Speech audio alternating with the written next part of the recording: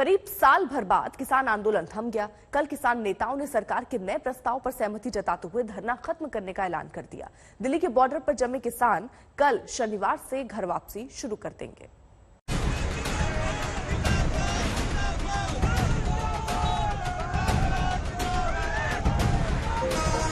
आखिरकार वो घड़ी आ ही गई जिसका सबको इंतजार था। सरकार के मंत्री, संतरी, दिल्ली के आम लोग और खुद आंदोलनकारी किसान सभी यही चाहते थे कि दिल्ली की सीमाओं पर बने ये अस्थायी बसेरे हटें और किसान अपने अपने घरों को लौटें।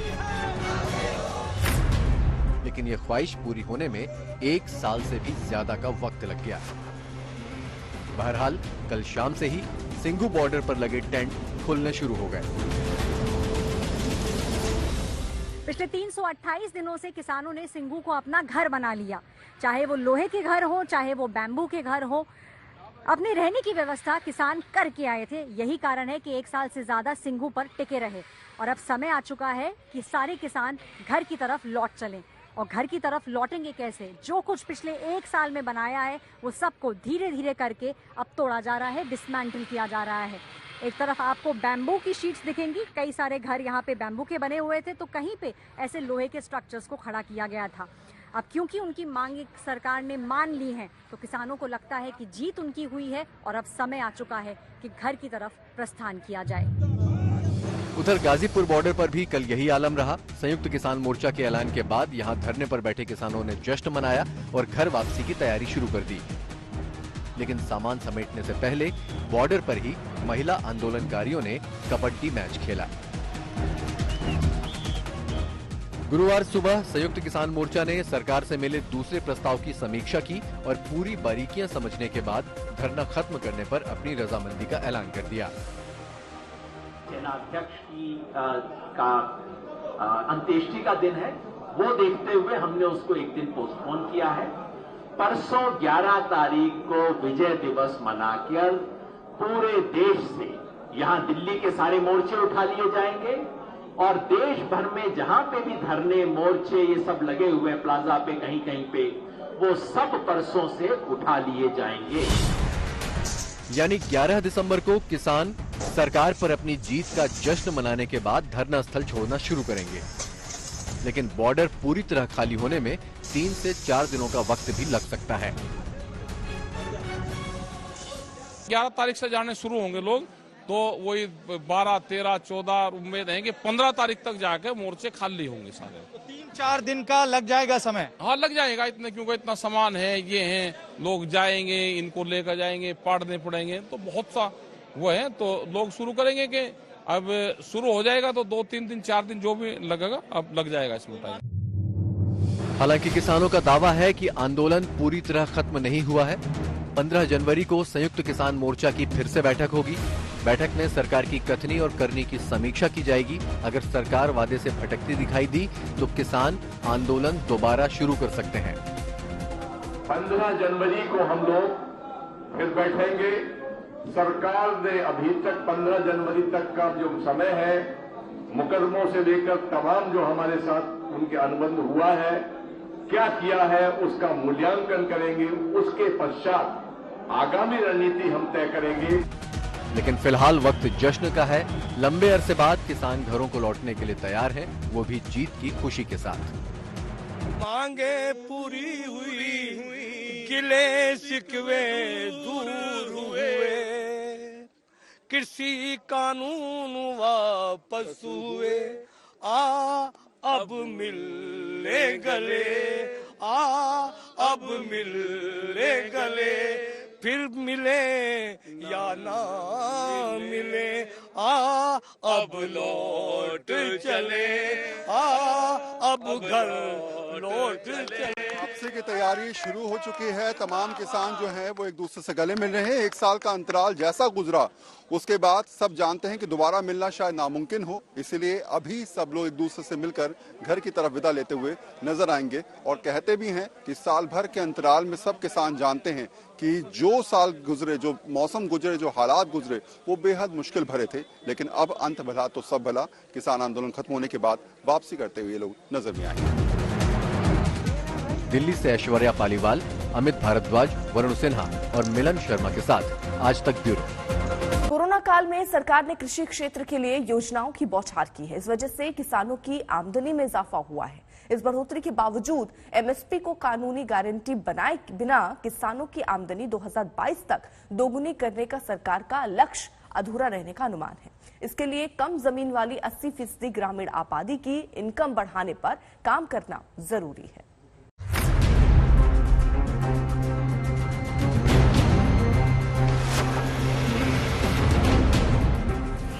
एमएसपी पर कमेटी बनाने के बाद अगर इसे कानूनी गारंटी के तौर पर मंजूरी मिलती है तो किसानों की आय दोगुनी करने में ये मील का पत्थर साबित होगा। इससे देश की ग्रामीण अर्थव्यवस्था में जारी सुधार और रफ्तार पकड़ सकता है। खुद आरबीआई गवर्नर ने माना है कि देश की इकोनॉमी की बागडोर इस वक्त कृषि क्षेत्र के हाथ में है। Rural demand is exhibiting resilience and farm employment is picking up with robust performance of agriculture and allied activities, supported by a strong start to Rabi sowing, continuing direct transfers under Prime Minister Kisan scheme and extension of the free food grain under Pradhan Mantri Garib Kalyan Anna Yojana till March 22. दरअसल कृषि और ग्रामीण विकास की मजबूती के पीछे जो वजहें हैं उनमें शामिल हैं कोरोना काल में देश में कृषि और ग्रामीण विकास के लिए लाई गई योजनाएं, कृषि क्षेत्र में उत्पादन और उत्पादकता बढ़ाने के कार्यक्रमों से किसानों की आमदनी में हुआ इजाफा और ग्रामीण भारत में लोगों को रोजगार देने में मनरेगा की प्रभावी भूमिका। इन कृषि विकास योजनाओं के माध्यम से छोटे किसानों और ग्रामीण गरीबों की खरीदारी की क्षमता बढ़ी है।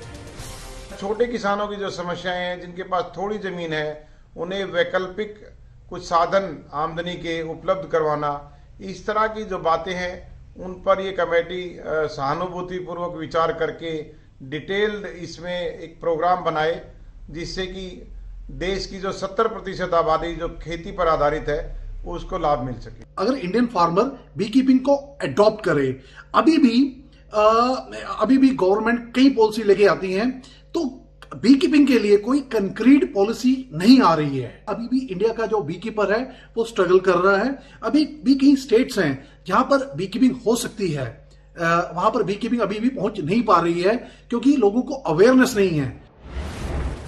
कृषि क्षेत्र में उत्पादन और उत्पादकता बढ़ने से ग्रामीण अर्थव्यवस्था में तेजी से सुधार हुआ है। देश में कृषि अकेला ऐसा सेक्टर है जिसने 3 सालों से दूसरी तिमाहियों में लगातार विकास दर में बढ़ोतरी दर्ज की है। देश में 2020-21 में खाद्यान्न उत्पादन करीब 3086 लाख टन की रिकॉर्ड ऊंचाई पर पहुंच गया था। इसी तरह तिलहन उत्पादन रिकॉर्ड 361 लाख टन और दालों का उत्पादन रिकॉर्ड 257 लाख टन पर पहुंच गया था। 2021-22 में खरीफ फसल का रिकॉर्ड उत्पादन 15.050 करोड़ टन होने का अनुमान है। यही वजह है कि महंगाई घटाने में भी पॉलिसी निर्माताओं को इस रिकॉर्ड उत्पादन पर ही एतबार है।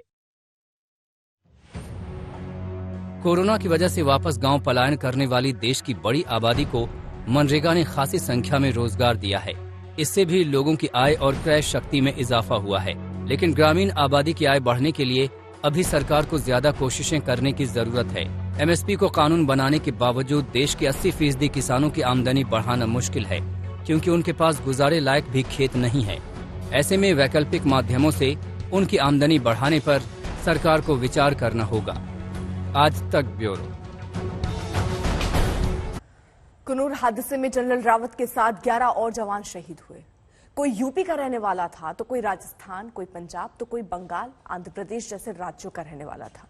इनके परिवारों पथराई आंखों से बेटों के पार्थिव शरीर की राह तक रहे हैं। इस हादसे ने जैसे पूरे देश में अंधेरा सा बिखेर दिया।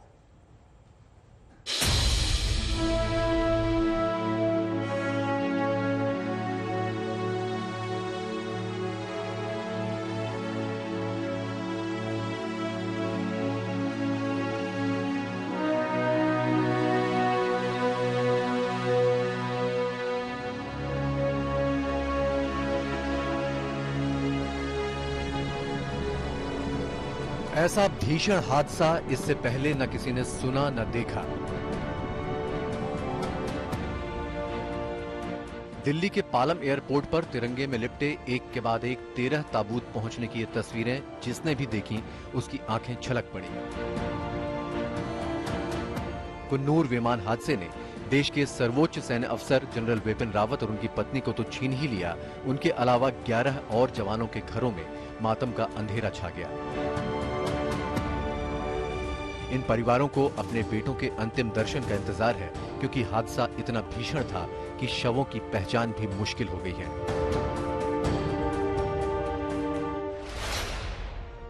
कांगड़ा में विवेक कुमार के गांव में सन्नाटा है, लेकिन रह रहकर उठ रही सिसकियां सिहरा देती हैं।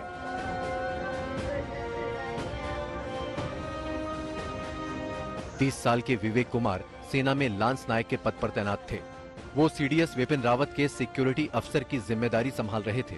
विवेक की 2 साल पहले शादी हुई थी और उनका 6 महीने का बेटा है। कुन्नूर हादसे में विवेक भी जनरल रावत के साथ थे और उनकी मौत हो गई।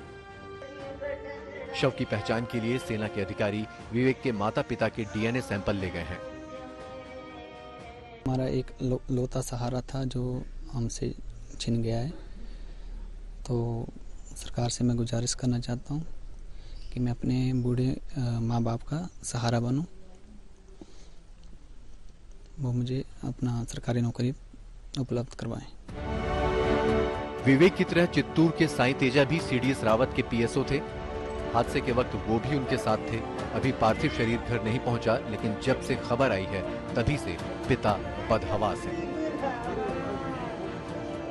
राजस्थान के झुंझुनू के रहने वाले कुलदीप सिंह राव वायुसेना में थे और कुन्नूर में जो हेलीकॉप्टर क्रैश हुआ उसके को पायलट थे।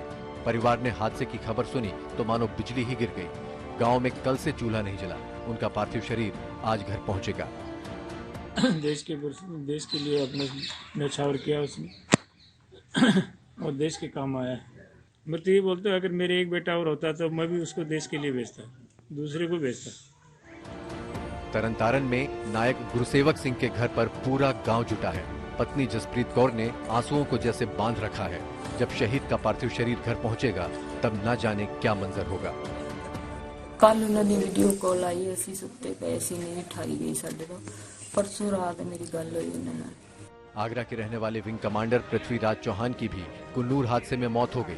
आंसुओं में डूबे परिवार को ढाढ़स बंधाने के लिए यूपी के डिप्टी सीएम केशव प्रसाद मौर्य कल उनके घर पहुंचे। हादसे में इकलौते जिंदा बचने वाले कैप्टन वरुण सिंह देवरिया के रहने वाले हैं। उनका परिवार फिलहाल चेन्नई में है। वरुण बेंगलुरु के अस्पताल में भर्ती हैं। बात तो पूरी फैमिली से रोज सबकी होती है, सब टोटल सबका, और एक दूसरे से अपना फैमिली का हम लोग का ग्रुप है, उसमें रोज सबसे फोन से भी और मैसेज से भी 1-1 मिनट का हर कोई अपडेट रहता है हमारी फैमिली में, चाहे वो यहाँ पे हो या बाहर हो। पंचकुला में ये मकान ब्रिगेडियर एल लिद्दर का है, जिन्होंने कुन्नूर हादसे में जान गंवा दी। उनकी पत्नी पहले ही दिल्ली के लिए निकल चुकी हैं। निधन की खबर सुनकर पड़ोसी भी सदमे में हैं। उत्तर से दक्षिण और पूरब से पश्चिम तक देश का ऐसा कोई हिस्सा नहीं जहां कुन्नूर हादसे की लपटें ना पहुंची हों। आज जब देश भर में 13 लोगों को अंतिम विदाई दी जाएगी, उस पल की कल्पना अभी से सिहराने लगी है। कांगड़ा से मंजीत सहगल, चित्तूर से आशीष, पंचकुला से ललित शर्मा, झुंझुनू से नैना शेखावत और आगरा से अरविंद शर्मा के साथ आज तक ब्यूरो। हेलीकॉप्टर हादसे के बाद से देश गमजदा है। देश ने विपिन रावत के रूप में अपना सबसे तेज तर्रार जनरल खो दिया। राष्ट्र सेवा को समर्पित सीडीएस रावत को जितना अपने देश से प्यार था, उतना ही अपने पुश्तैनी गांव से। उन्होंने बच्चों का भविष्य संवारने का सपना देखा था, लेकिन एक झटके में सब कुछ खत्म हो गया।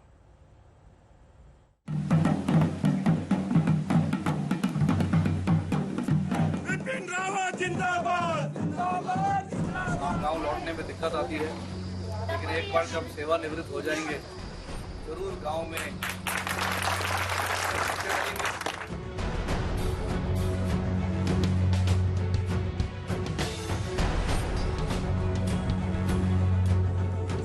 ये जनरल बिपिन रावत का वो सपना था जो अधूरा रह गया। जनरल रावत उत्तराखंड के इन पहाड़ों के बीच अपने गांव में वापस आना चाहते थे। यहाँ घर बनाना चाहते थे। अपने गांव, अपने इलाके के बच्चों के लिए स्कूल, कॉलेज खोलना चाहते थे, लेकिन ये सपना अधूरा रह गया। हमारी कोशिश यही है, सरकार के साथ भी, मुख्यमंत्री जी से भी जब मेरी मुलाकात होती है तो मैं उनसे यही कहता हूँ कि इस इलाके में हमें उच्च शिक्षा की जो सहूलियत है वो प्रदान करनी होगी। अगर यहाँ पे अच्छे इंजीनियरिंग कॉलेज, मेडिकल कॉलेज खुलेंगे तो हमारे जो नौजवान हैं यहाँ से पलायन नहीं करेंगे, नहीं रुकेंगे। इस सपने को पूरा करने के लिए हाल में ही जनरल रावत ने देहरादून में अपने घर का भूमि पूजन किया था।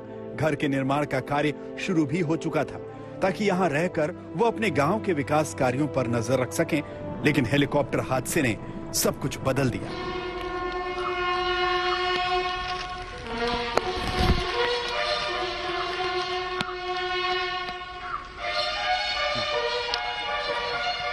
जनरल रावत जितना देश से प्यार करते थे उतना ही अपने गांव से भी उन्हें लगाव था। राष्ट्र सेवा के दौरान जब भी मौका मिलता वो अपने गांव और रिश्तेदारों से मिलने आ जाया करते थे। ये तस्वीरें 2 साल पहले 2019 की है, जब जनरल रावत अपने ननिहाल उत्तरकाशी के थाती गांव आए थे।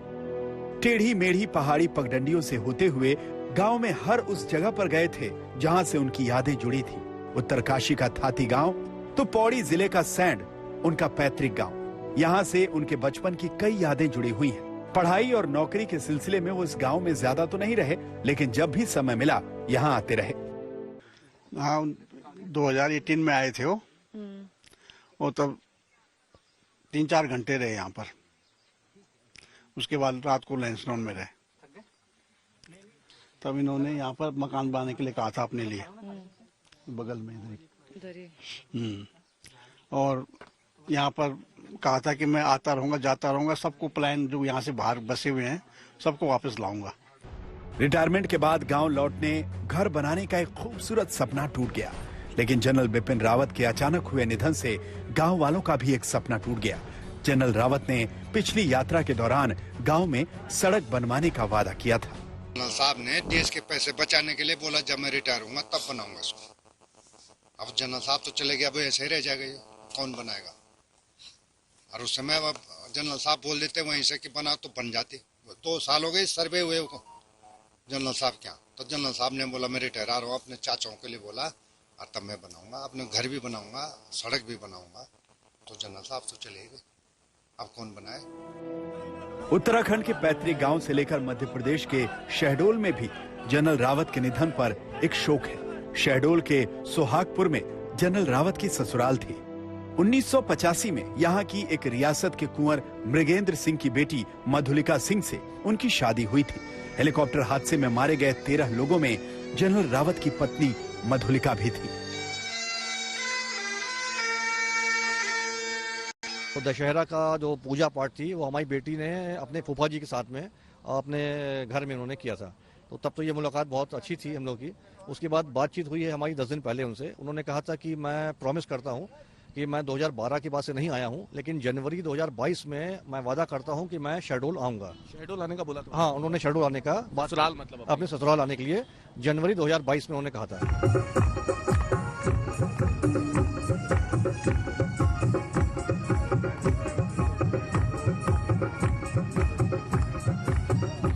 जनरल रावत देश की सुरक्षा और सेना के कई अहम मिशन पर काम कर रहे थे। गांव के विकास के लिए भी उनके कई सपने हकीकत में बदलने वाले थे, लेकिन उनका इस तरह जाना सिर्फ अपने गांव परिवार के लिए ही नहीं, पूरे देश के लिए एक अपूरणीय क्षति है। उत्तरकाशी से ओमकार भगुड़ा, कोटद्वार से दिलीप सिंह राठौड़ और नेहा बाथम, भोपाल से रवीश पाल सिंह के साथ मंजीत नेगी, आज तक।